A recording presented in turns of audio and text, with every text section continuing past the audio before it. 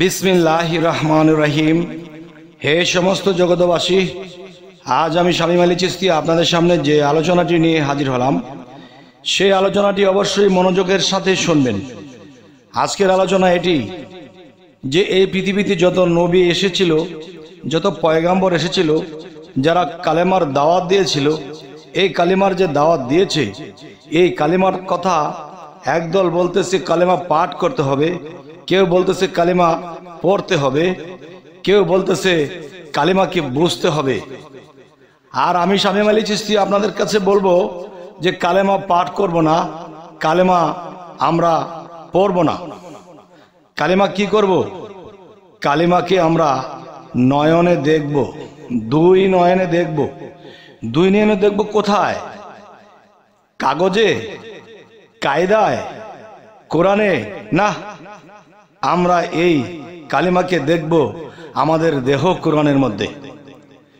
যে সূরা হামিমের মধ্যে বলা হয়েছে কিতাবুন ফুসসিলাত আয়াতু কুরআনান আরাবিয়ান, এই এক গ্রন্থ আরবি কোরআন রূপে অবতীর্ণ, এর বাক্যসমূহ জ্ঞানীদের জন্য। দেখেন, সূরা হামিমের মধ্যে যদি এই আয়াতে এই কথাটি বলে থাকে যে কিতাবুন ফুসসিলাত আয়াতু কুরআনান আরাবিয়ান, এই এক গ্রন্থ আরবি কোরআন রূপে অবতীর্ণ, এই যে এই এক গ্রন্থ বলা হয়েছে, সেটি কোনটি? সেটি হলো দেহ কোরআন। দেহ কোরআনটি হলো দেহর কিতাব। তাহলে এখানেই বলা হয়েছে এই দেহ কোরআনের মধ্যেই সেই কালেমার কথা বলা হয়েছে। সেই কালিমাটি দেখব এবং বুঝবো আসলে কালিমা বিষয়টা কি। তারপর কি হবে? জগৎ জানতেছে, যাই কিছু করতেছে এই কালিমাকে কায়দার মধ্যে পড়তেছে। আর আমি বলবো না। দেখেন একটি বিষয়, আকাশের উপরে চিল উড়ে আর মাটিতে তার ছায়া ঘুরে, তখন সেই ছায়া রূপে যে কাগজের মধ্যে এসেছে, সেই ছায়া রূপে মাটিতে সেই চিলের যে ছায়াটা ঘুরতেছে, এটা হলো উপরেরটা নকল। তাহলে নকলটা আমরা দেখতেছি, তাহলে এই নকলটা কি খাদ্য খায়? নকলটা দিয়ে কিছু করা যায়? তাকে জবাই করে খাওয়া যাবে না।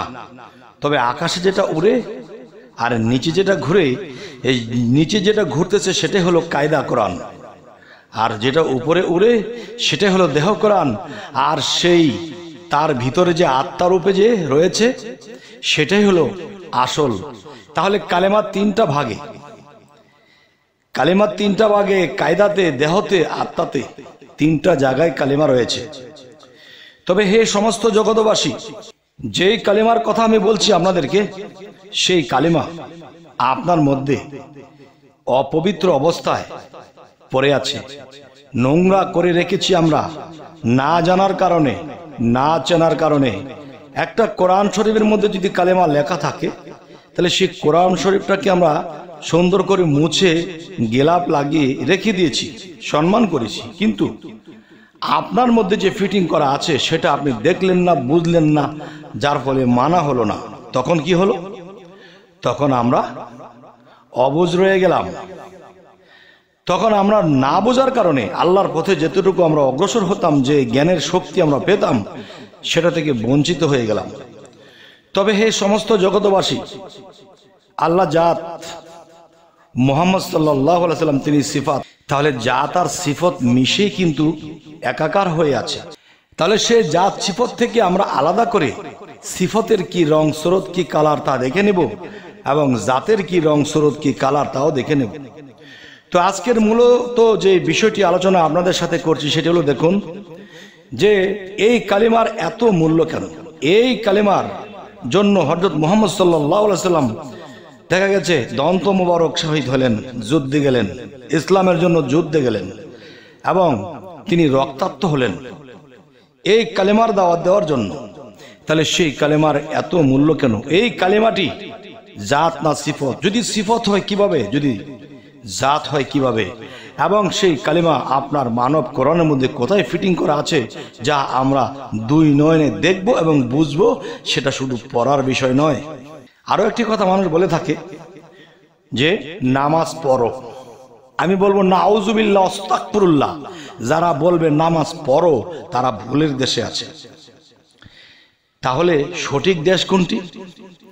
সঠিক দেশটি হলো, দেখেন, নামাজের আরেকটা ভাষা স্মরণ করা, নামাজ ফার্সি। তাহলে এর বাংলা যদি আসি যে আল্লাহকে স্মরণ করা বা আল্লাহর সাথে সংযোগ স্থাপন করা, তাহলে যে জায়গায় সংযোগ স্থাপন করা বা স্মরণ করা, তাহলে এটা করা হচ্ছে, সংযোগ স্থাপন করা হচ্ছে, এটা তো পড়া হচ্ছে না।